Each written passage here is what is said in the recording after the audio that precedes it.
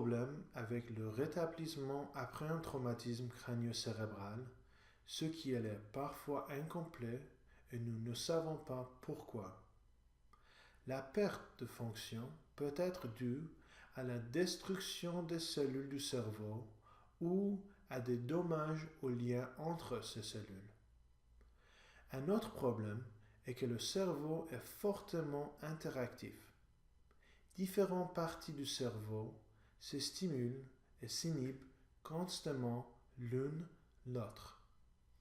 Quand une partie du cerveau est endommagée, cela bouleverse cet équilibre d'excitation et d'inhibition. Des études nous ont prouvé que le tissu affaibli mais sain est souvent réprimé par le tissu en bonne santé.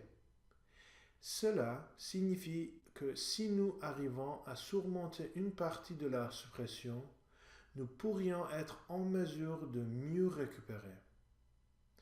Nous nous lançons dans une série d'études afin de déterminer si c'est le cas. Elle vise à comprendre comment le tissu sain réprime le tissu affaibli et comment faire pour réduire cette répression et mener à un rétablissement plus complet. Dans ces études, nous allons mesurer le fonctionnement du cerveau en utilisant l'imagerie par résonance magnétique avant et après un traitement spécial appliqué à une partie du cerveau.